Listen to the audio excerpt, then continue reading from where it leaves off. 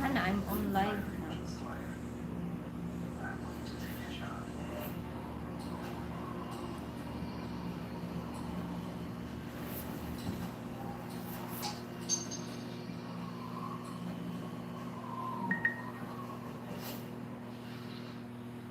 Carvana's had a lot of firsts. 100% online car vending machines, and now putting you in control of your financing. At Carvana, get personalized terms, browse for cars that fit your budget, and customize your down payment and monthly payment. And these aren't made up numbers. It's what you'll really pay, right down to the penny.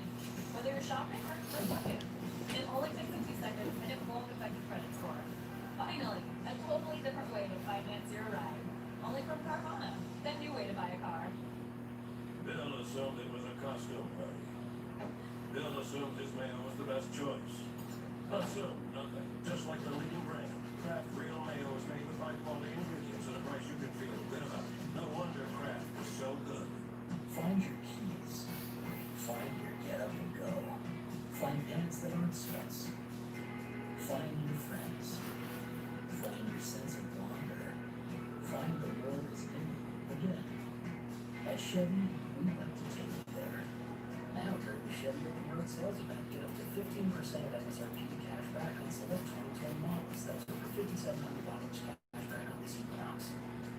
It's time to find new roads again. Good morning, Jeff Jeff. Good morning sa'yo dyan, Jeff Jeff TV.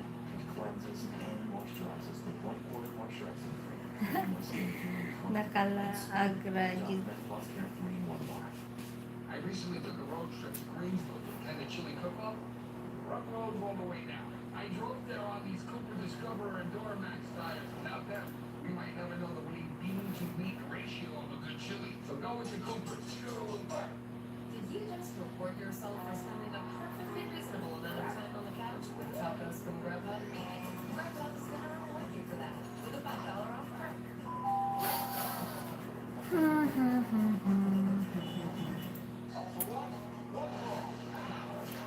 Ayos lang, Jeff. Ikaw In this dyan. episode of Inside the Kumusta? Vault, we're going to be talking about the differences between coins and vault. First of all, the reputation of the producer. Do they have a good reputation when it comes to the product that they're putting on the market? Does it look good, first of all, but does it, more importantly, meet the purity requirements that they state on the bars? Generally speaking, when you're looking for a reputable producer, you can find them either on the LBMA Good Delivery List or the Comex Good Delivery List. Those are two great places to look to see if a refinery or a sovereign mint has a solid reputation in the marketplace. The second thing that you're going to want to consider is the resellability or the resale value of their products. When it comes down to the liquidation, 6:26 p.m. you might not Jeff. be thinking about today, but you should consider in the future is Ng how much gabi. will I get when I sell this particular product. So you're going to want to do a little bit of research into that brand's resale Yan value is or general resale value. Now, 7:30, typically speaking, when you 7:30 buy a product dyan. from a sovereign mint or a private refinery that has a good reputation, you're going to pay a little bit more upfront for that product. But when it comes time to liquidate it, you're going to have an easier time liquidating it, and you're going to get more money for that product. As you can see here on the table, we've got a number of different sizes of products, so there's a lot of options out there on the market available too. When we're talking about gold, typically the conversation starts as small as 1 gram. Now, we don't have a 1 gram coin on the table today. Those are really collectibles or something that you might 6:30 dito, Jeff, ng gabi. when it comes to investment grade Yeah. goods, typically we're going to start the conversation at 1 ounce, at 1 troy ounce. So when you see the price of gold, whether it be on Kiko.com or any other reputable website or spot price, this is how much gold they're talking about. May trabaho ka, So that's a Jeff? 1 ounce product. We're moving Ngayon? right up here. We've got a 5 ounce gold bar, a 10 ounce gold bar, and finally a kilo gold bar. Now these are all sizes of bars that are fairly typical for investors who are looking to enter into gold and silver investing. You do have the large 400 ounce gold bar formats that are available, industrial sized bars. Minsan maaga yung They are available to purchase as well, but not so common with yung isang araw mga on the silver 2 side, p.m. dito nag-LS ako. well, you can get into fractional ounces, but it's very high fees, and again, it's more or less predictables. Here on the table, we've got a 1 ounce silver coin produced by the Brocade Mint. We've got a 10 ounce silver bar, a 100 ounce bar, a 1,000 ounce bar. And the important thing to know here is kind of some general rules to follow when you look at the different sizes. You say to myself, what is the best size to own? First of all, and most importantly, is the premium. And there's general rules to follow when you're talking about premium. First general rule is gold products tend to have a lower premium than silver products. Second rule is that bars can have a lower premium than coins. The cost to produce per ounce for a 5, 10 ounce, or kilo gold bar is going to be lower than the cost to produce per ounce for a 1 ounce gold coin. Lockdown pa dyan, Jeff, sa The last Manila. thing to remember is as you ramp up in size, you're going to pay less per ounce. So the different cost per ounce for this 1 ounce coin versus this 1,000 ounce silver bar over here is going to be pretty significant. For example, you might pay $2.50 over spot for this 1 ounce product, and you might pay as little as 50 cents an ounce over spot for this 1,000 ounce. Kanina pa ako kumain. Do keep in mind, this Wait. bar right here weighs 70 pounds. Yung mga pagkain ko. Bring it home or move this around yourself, you're going to want to take that weight factor into consideration. Yan oh. Ang dami kong pagkain. Jump show coins over here. People always ask me what's Hindi ko pa inside na, this bag. hindi ko naubos. These are options for investors who are looking for fractional silver. These are old US currency coins. Yung in-order ko kanina, yung sticky rice. Side conversation. Tapos, And have a lower premium silver product. nasa Mindanao ka. Akala ko sa Manila. Ayan, yung pagkain ko, hindi ko inubos kanina. Ang dami kong pagkain. Ang dami kong in-order. Yan oh. Oh my God. Dito pa. Hindi ko pa kinain. Yan.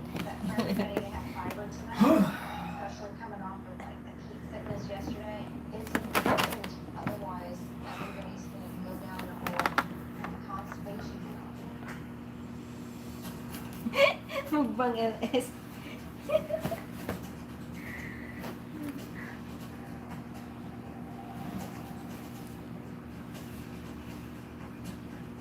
Hindi na ata sa lusok. Oh my gosh. John, tell us about that. What you got here? So we have Oh, nagmukbang ako kanina. Ang bilis ko mabusog. Ang dami kong in-order. what do you think, Wes? I think that looks absolutely Glenn, what do you think? It's really hot. Oh, we're having our family meal. It's on the phone now. Finally, you're having a family meal. Everybody's doing good. Last night, I didn't eat very much. I really wanted to play it safe and give myself a dual chance to catch up. So I couldn't help myself because that really was good. Oh, so tasty. So good. With Wes inconstipated and then it kind of burned through everybody. I'm hoping that very greasy bone broth, some hawthorn leaves, should help lube everything up. It's fabulous. It's like pay for it at a restaurant. It's fantastic. Ano oh, truck driver ang asawa ko, Jeff. Tapos, sumasama ako sa kanya. Kasi ako yung helper niya. Tumutulong maglinis ng trailer. We do have food in the bowl, so if the food's not here, they may come bring. Tapos ngayon, nasa hotel kami 2 nights. Crack a little bit. Kagabi at saka ngayon gabi. Tapos bukas, Monday, babalik na kami sa truck.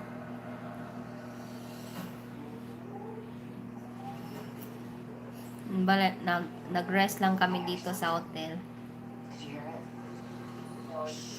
Yeah. We heard it too.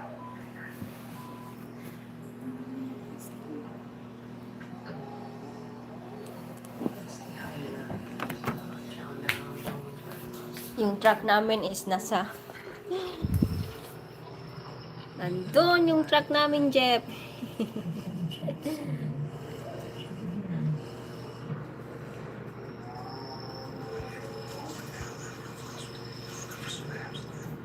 today's episode of Insightful, we're talking figs. More importantly, how to protect yourself from purchasing figs and ensuring that the precious metals that you own are real. We've got a bunch of toys here in front of us. We're going to show you how we use them to ensure that your precious metals are what you expected them to be. So let's get started.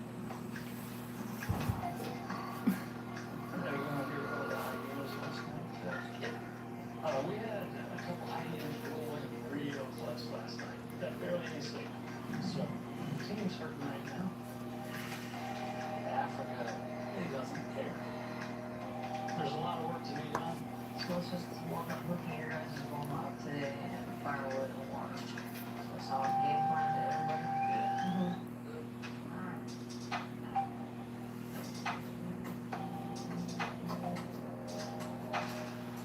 One of the things that we're asked most often here at SWP is how do I know what I'm buying is real? And should I be concerned about fakes? Generally speaking, I don't think that clients or precious metal investors should be overly concerned about fake products online. We haven't seen too many instances of fakes over the last decade or so. However, that being said, there has been an increase of fake products available on websites such as Alibaba that are produced in Asia and then trying to find their way into the North American and European spaces. It's something that we all take very seriously. Today I'm going to give you some practical advice on how you can assure yourself that you're not going to be receiving any fake products. You'll want to make sure that you're buying your product from a reputable precious metals dealer. That's the best advice I can actually give you. It sounds very simplistic, but it makes a lot of sense. Make sure that that dealer is sourcing their product either directly from a mint or a refinery, or from a distributor of a mint or refinery.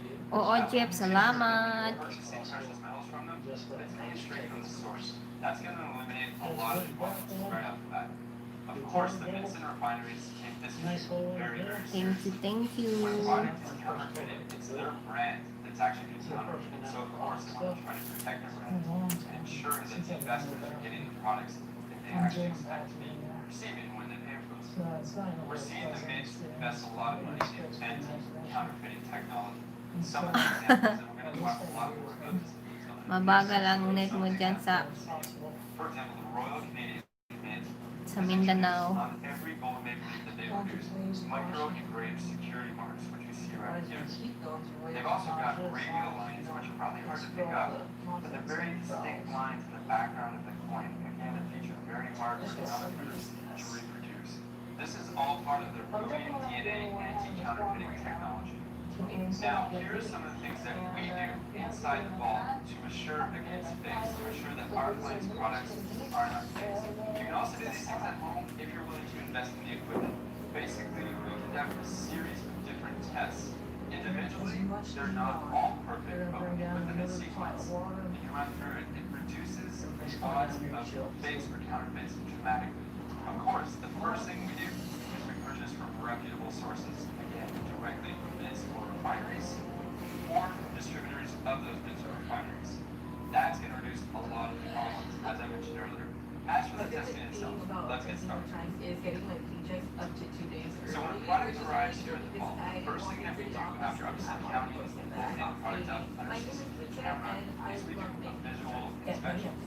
Now this doesn't ensure that the metal is pure, but it is the first thing that we're going to look for just in case something looks Oo, wrong. Jeff. And two or three special wide and seen precious metals for a number of years. Nangisda talaga ako. That As can in, nag-isda. So I recommend you do the same. If you receive a product at home, something doesn't quite look right to you, maybe you want to take a closer look and you're going to want to run some other tests. So take a close look at the product, especially with the newer stuff that's on the market. You've got those security marks on the coins now, and on some bars. Take a close look at the packaging of the bars as well. So when I'm looking at a product during my visual inspection, I'm looking for things like the detail of the bars, I'm looking for the security marks on the coin, I might look at the edges to make sure they're nice and Nag-graduate ka na, Jeff, no? about that. Obviously, the traditional elements of the world. And Oh, yes, masipag talaga. Ano, oh. Pag nasa biyahe kami, wala akong ginagawa kundi mag-upo doon, di. Nangisda ako. things that are associated with the package, especially for these smaller products that come in credit card packages, quite typical now. And one of the reasons that this is good is because again, you're trying to introduce focusing on counterfeiting. So I'm looking at the quality of the printing and the fonts of the actual packaging itself. It's printed at a very high standard, and they've got some security marks on there, some identifiers on the packaging. Those are the things I'm going to be looking at. If anything looks off, I'm definitely going to want to take a closer look at this product. Now, nothing to do with visual. 11 times? Like I said, this is starting. We're going to get into some more testing things. Bakit na nalagasan ka, Jeff? Next thing that we do when it comes to testing products, and you can do this at home, is we use accurate scale to do some weight testing. Now again, it's not a conclusive test, it's only giving us indications. We're looking for specific numbers because we know how much these products weigh. If the product were to be counterfeit, it would either weigh more, it would weigh too much, or it would weigh too little. So here we've got a pretty decent scale that we use for smaller products that's very accurate readings. And we're going to weigh this 1 ounce gold maple leaf coin. I know how many grams I'm looking for. When you speak to the mint, you know that they will never put out a product that weighs less than what it's supposed to. That's the last thing we want. We want it to be less than what it's supposed to, less weight. So if anything, it's going to be slightly over. And in this case, this product weighed in at 1.005 troy ounces. So it's stated to weigh 1 troy ounce, and it weighs 1.005. Extra Graduate ka na pala, Jeff, no? is probably the mint making sure that their product is just above what it's supposed to be. Again, the last thing I want is it to be just above. So in my mind, Nag-congratulate na ba si Lolo sa'yo? next we're going to be weighing a 1 kilo gold bar. I'm expecting this bar to weigh exactly 32.15 troy ounces. It's a valuable piece, so we're going to make sure that the weight is accurate. And as expected, exactly 32.15 troy ounces. So again, a weight test is not a perfect indicator that the product is pure, but it's another indication that it's more information that we have. We've done our visual test, we've done our weight test so far, 2 for 2. Now we're going to move on to more conclusive non-destructive testing on the product. The third test that we conduct overall is a tendency test. Siguro yun malagasan, Jeff, yung hindi pinanood ang video tapos nag-sub agad. Hindi pinanood yung video tapos nag-subscribe agad kaya malagasan. Parang yan ang na-observe ko.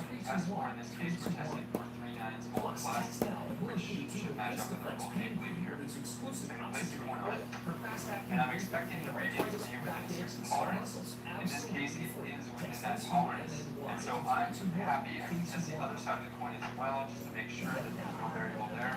Again, good.